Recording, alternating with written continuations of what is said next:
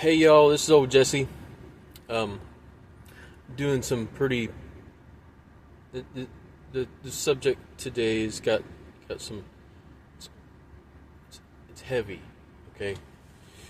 This is morals number 7, and this one is don't murder. Don't murder.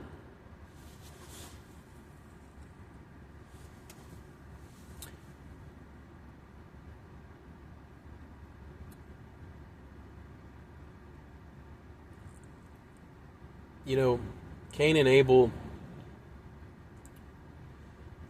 You know, in the beginning, Cain was the first murderer. You know, and his reasons for murdering his brother Abel were not very well thought out. Okay.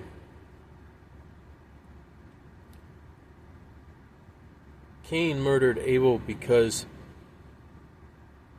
Abel gave the right type of worship to Yahweh He. And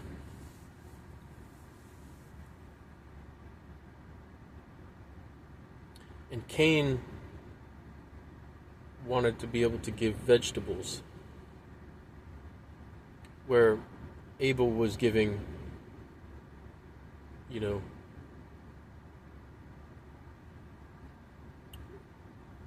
sheep and goats. And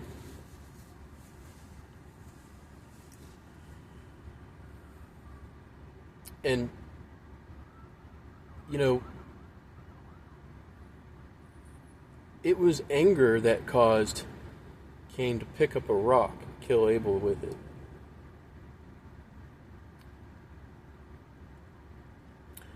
Now,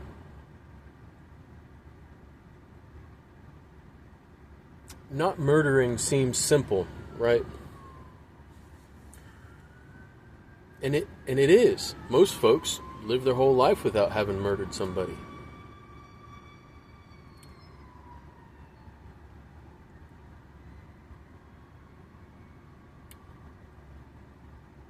But it takes self-control. It takes, you know,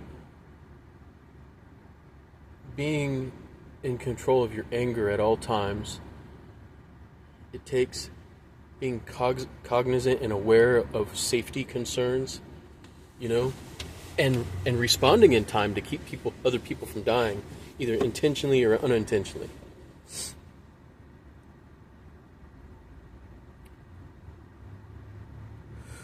In the Bible, there's a difference between murder, the sin Cain committed, and killing. When you look at what God says to Noah, he who sheds blood, by man shall his blood be shed. Well, if you're unlawfully killing people, that's murder. If God makes a law or gives a command that says you can kill this type of person or what have you, that's killing. Okay? If you live under a government and that government says you are allowed to defend yourself, and he who sheds blood, by man shall his blood be shed, that's a self-defense law given by God. And the United States has citizen defense laws. So I would ask everybody to consider this, like, understand no murder is lawful. Okay? Murder is an unlawful act, and it's an immoral act. However, as heavy as that is, as heavy as that mental burden is to think about, we have to understand that lawful killing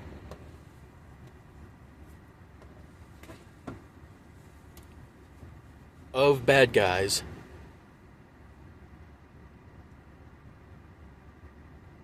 has been and still is a command that Yahweh, He, our God, and also our government allows. You know? So that's a thing. And then, you know, I've got friends that have been in the military, and I know people that have murdered other people that have gotten out of prison or whatever. And killing somebody changes a person. You know, I've prayed prayers where people have died. Not just a couple people, but like, you know, millions of people. You know, I prayed for the Ukrainian war. I prayed for the Syrian war. I prayed for the Gaza war. I wanted those things to happen as prophecy. I've prayed for natural disasters in wicked areas, you know. And so, does that burden the mind? Yes. Yes, it does. Even if you know that it's Yahweh, He doing it in response to your prayer.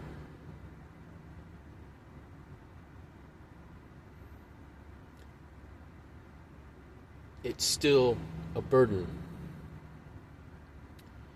And that is because the human mind is not built as a death machine. We were never created to kill. That's not our purpose. That's not the human purpose in life. We are built to live, to be godlike, to take care of our environments, and to worship and to make nice, good things in the earth, and, you know, invent things and stuff, and to procreate, and have children, and have our children survive, you know. So, as humans, we only need to experience death as part of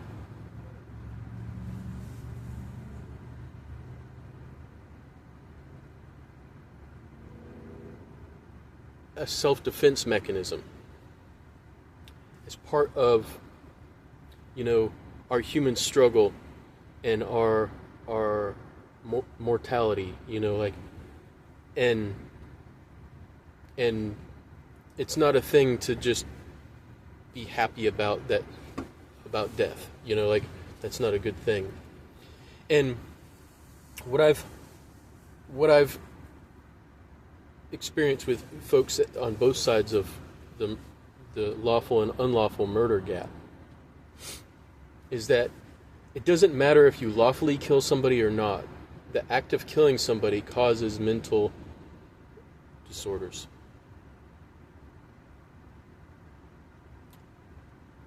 And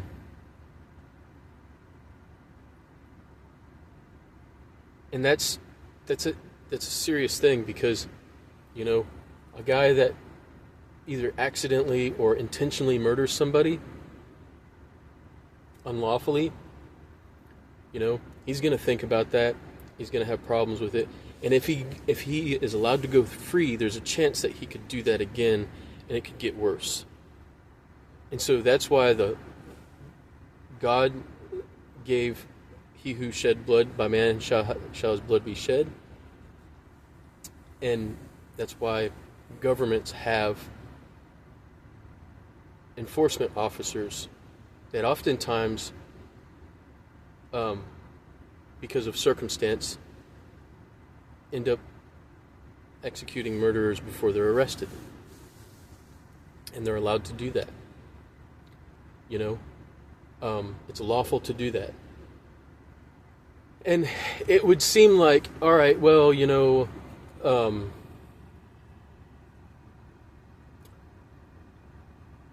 like that's that's a horrible thing to say. Nobody should kill anybody, and that would be kind.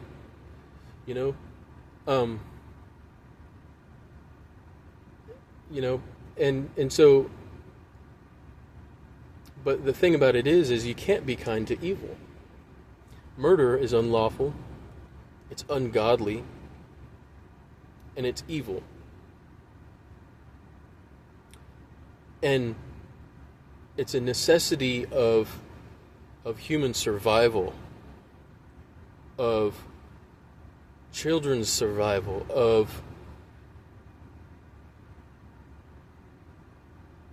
of societal survival.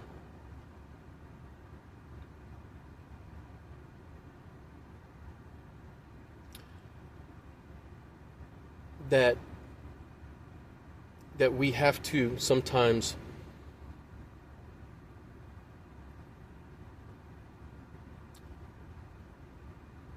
ultimately take a life to protect good human beings. That's necessary. If we, as humans, choose to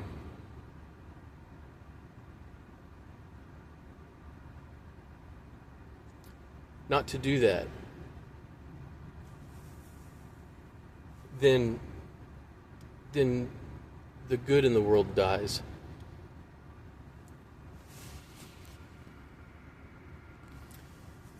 And that's not nice.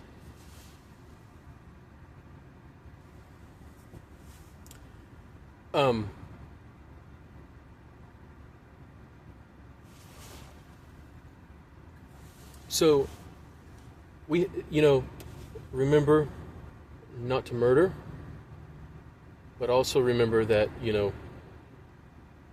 in many cases in the Bible, Yahweh, the God of the Bible, said that killing was lawful either for the military, said it was lawful as a punishment towards certain actions, was lawful as a spiritual, asking the Holy Spirit to punish someone, as in the New Testament, is lawful as a self-defense practice. And yep, we might not need to be experts in what's good and what's bad, and in sin.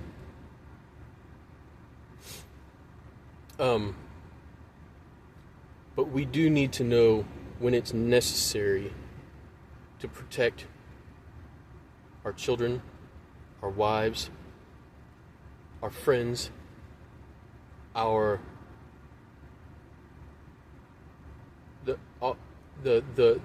law-abiding citizens in our country. And we do need to know that, like, hey, anybody that is carrying that burden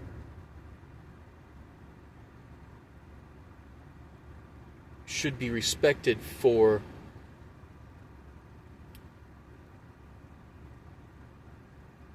the damage that they know that they're going to end up taking to their own mind by protecting us. And we need to think about, like, unlawful killing, murder. It causes more mental chaos. I think there's something like an 85% chance of repeat murder for those that are allowed free. It's really high. So if a person kills a person one time, not all the time, but more than likely, they're going to do it again. And so that evil needs to be taken out of the world. That evil needs to be destroyed, gotten rid of, and removed from the world so that everybody else can live. Now, what's the value of human life? to give everybody an idea, you know, this changes from country to country and based on economics. And we're going to only talk about monetary value. We're not talking about social value or religious value, because human beings have very high value in terms of their social ability to help others, in terms of their ability to take care of their environment and produce good things for their environment, and their ability to worship their God and make their God happy. So, like, there is this is just, we're talking about just the base numbers of money, okay? The average person that works for a living in the United States over the course of their life, that's my age or maybe a little bit older, makes about $6 million in their lifetime. Now I want you to think about that.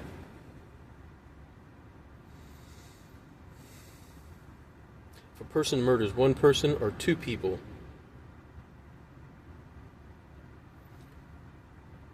that's more money than most people will ever see in their life at one time. That's a lot. You can almost build a whole part of town with that. Okay? That's the value of one person being alive and working and generating wealth. Okay? And I have to say that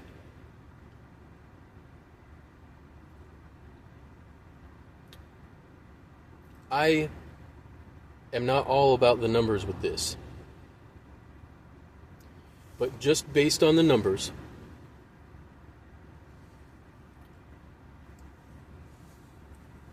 murderers have a negative value in life. They have a negative value for our economy. They have a negative value for humanity. Because what we're doing now, as soon as you murder somebody, it creates a life deficit. Okay? They now owe society $6 million, right? Well, most of them never get to pay that back. You put them in prison, and it costs $50,000 a year.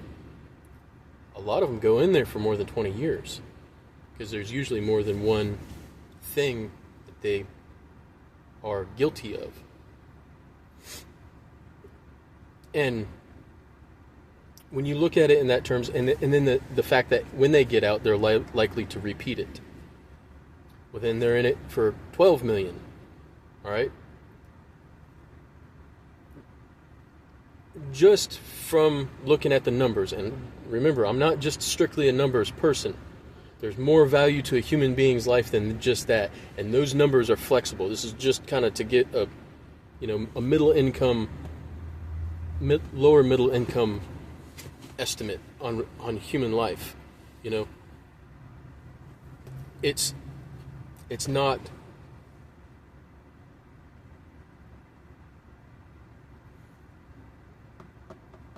reasonable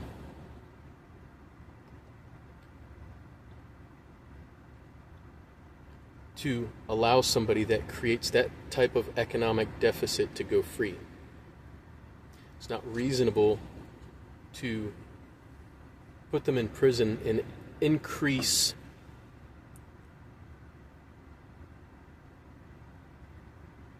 their total human debt to humanity, right?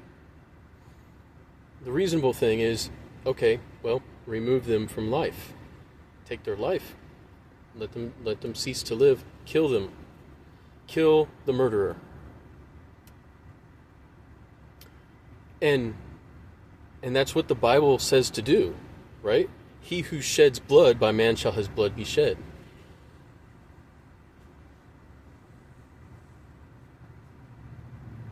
Under the law of Moses, murderers were killed by stoning. They would take rocks and they would throw rocks at a person until that person died. That's really brutal. That is the whole community coming together against a person and everybody taking part in the violence to get rid of them. And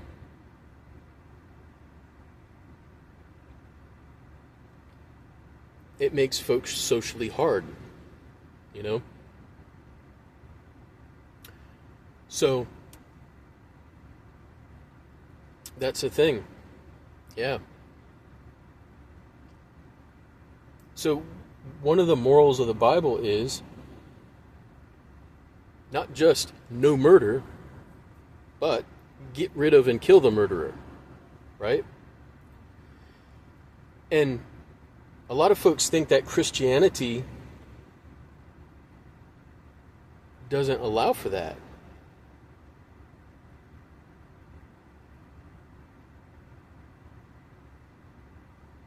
They quote the Ten Commandments. Thou shalt not kill, right? Well, in the Hebrew, that's thou shalt not murder. How about that? And it does not contradict the law, because the Ten Commandments and the law were given about the same time. You know, within months of each other.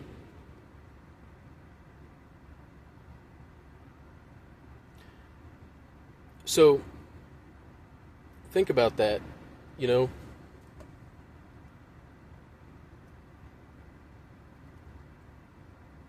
or years of each other, I'm not sure.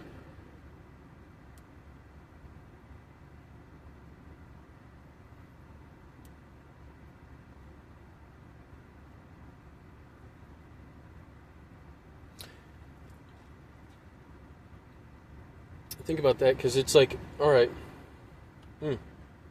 that's a hard thing to accept. So it's not an easy discussion to have. When you look at Christianity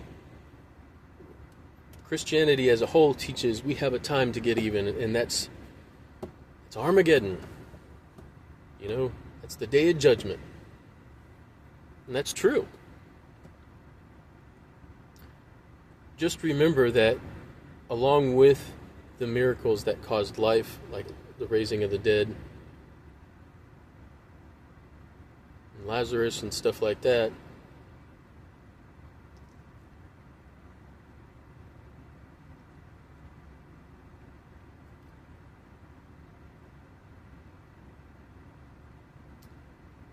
came other actions of the Spirit that caused cessation of life.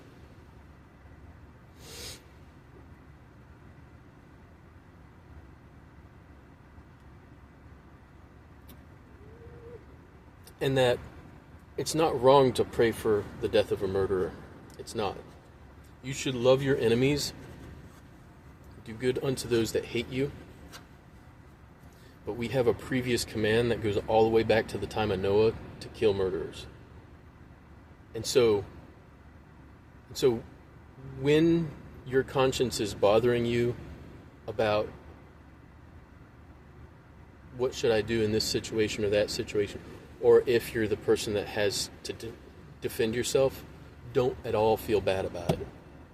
If you're the person that murdered somebody else,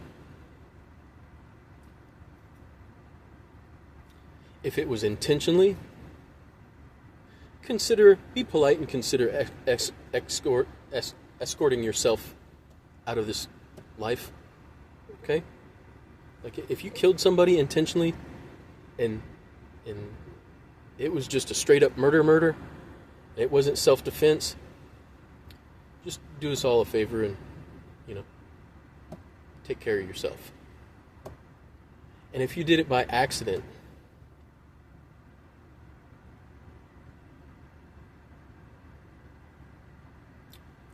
or in self-defense, examine your actions. Think about what you've done. And say, okay, this isn't good.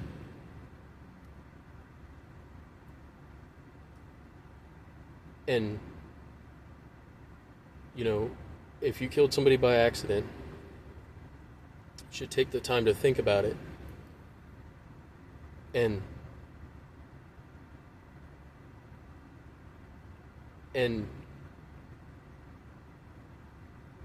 find a good thing that you can do for humanity to add the value of that person back to humanity. You can't replace them. But if you become valuable enough yourself, it will help your mind overcome it.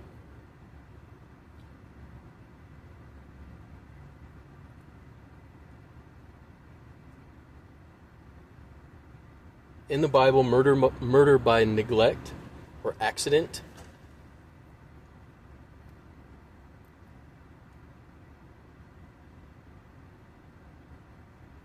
was punishable by death only if the family wanted a blood price.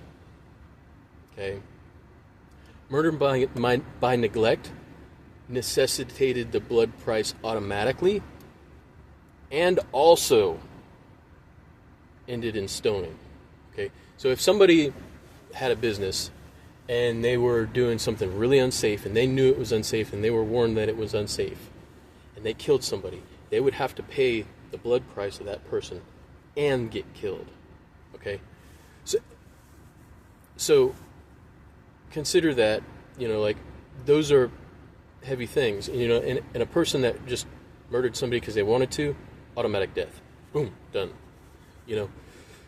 Because the value that we add and subtract to humanity matters to God.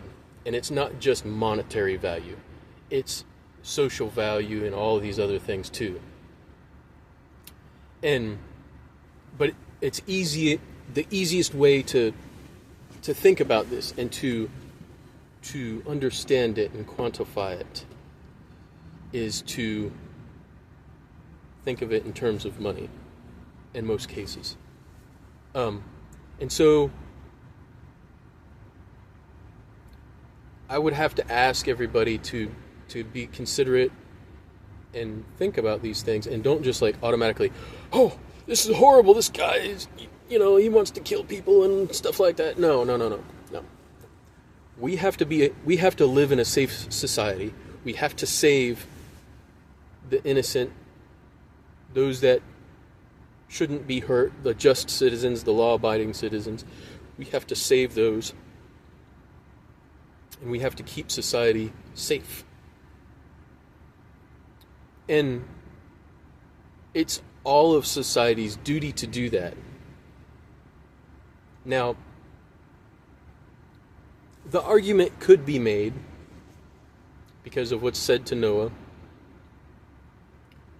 he who sheds blood by man shall his blood be shed. You could say, well, women don't have to do that. The man there could be argued to be all of mankind, or it could just be men. Okay? And then, I've heard arguments, well, that's what we have government for. Well, government, as we all know, is not always capable of protecting us when we need protection. Okay? They try very hard. They've got the response times down really low. But we have to also protect ourselves. So if you're a good person somewhere and you need to respond to a situation,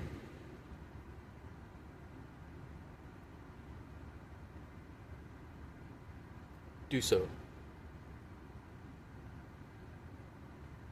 But make sure that you're acting within the law and within God's law.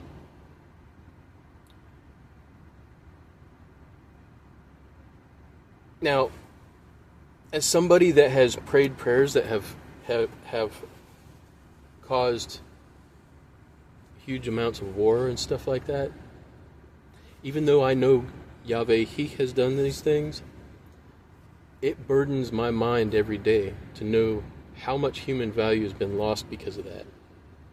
Now, is an Arab as valuable as everybody else? Could be debatable. A lot of these things are of prophecy anyway, and I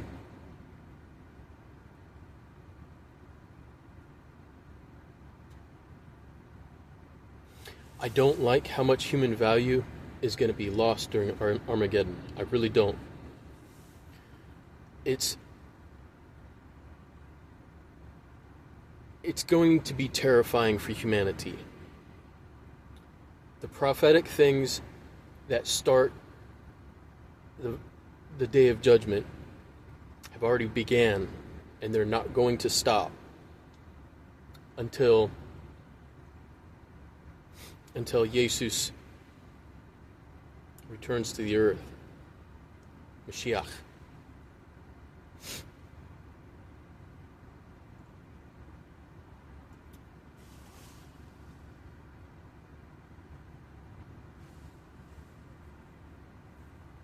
And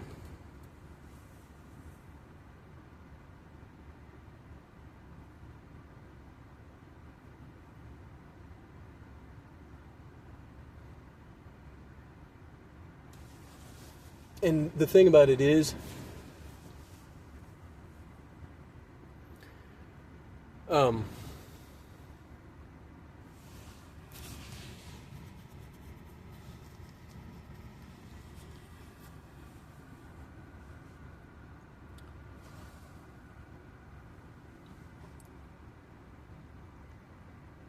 prophecy includes a lot of death. And wars are not always justified. And sometimes an entire nation can be responsible for committing murder, okay? So, when you look at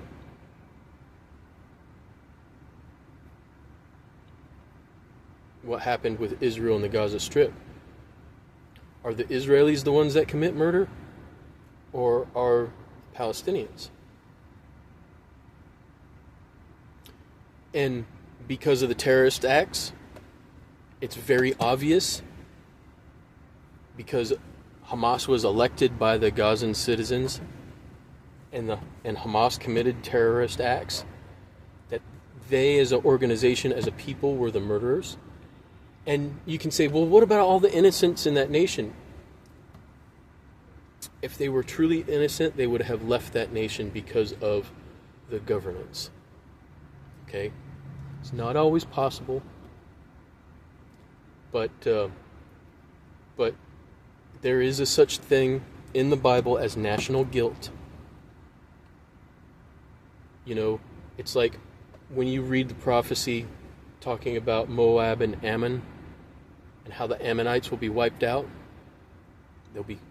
They will no longer exist, you know, or that the Philistines were supposed to be fought against and completely destroyed from the earth.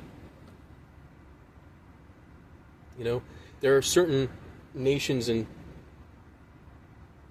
the Bible that God puts a national guilt on. And so that teaches us as human beings that we need to be aware of our governance, and whether our governance is the one that is starting a murder fight. And before we go to war, we need to look at that war and within reason get enough information about that war to know whether or not we should go fight in that war. Right? So, these are things that are like, that's hard to do, it's hard to think about, and most human beings are like, well, you know, I just want to be religious and I don't really want to worry about that stuff, and that's fine if you can do that. If you're not the protector of your family, of your church, of your self, then you know, or if you're too young and you're not of age, then you don't really need to think about these things. Or if you have trauma,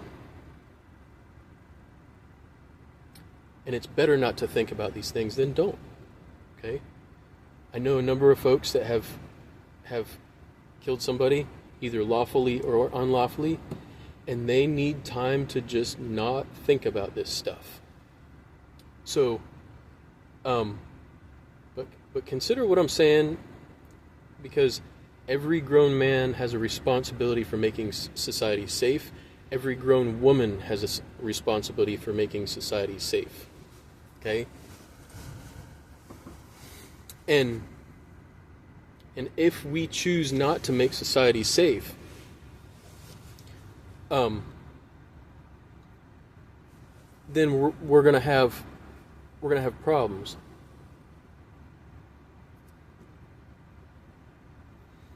Okay, and we're starting to see that with America. You know, we have murderers that went to jail. They get back out in normal society. Some of them act as normal citizens, but some of them have, go back to jail for other problems, or rage problems, or theft, or what have you, or murder again. But in the meantime, they bring all the filth from the prison system out into society. That's where the pants hanging down underneath your butt came from. In the prison system, it was a way of advertising homosexuality, and come and get some, big boy, and then with that, we have the human tendency to worship, fighters. A lot of movies worship fighters and people that kill. It's like, that man is hard, he's tough. Why? Why is that person tough? Why do you think that person is tough? Because the movie portrays that person as not having harmed their conscience when they kill. That's why we think that person's tough on a subconscious level, and most people don't identify that, but we can identify that because I'm bringing it up. So think about it and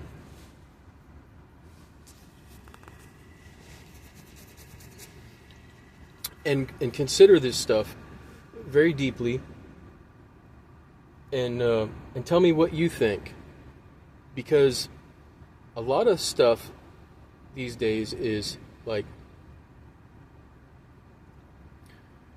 we don't often get deep thought on like hard subjects like this, and I would really like to know your opinion, and I would like to know a studied opinion too. Don't just be like, oh well, blah blah blah blah blah. Yep.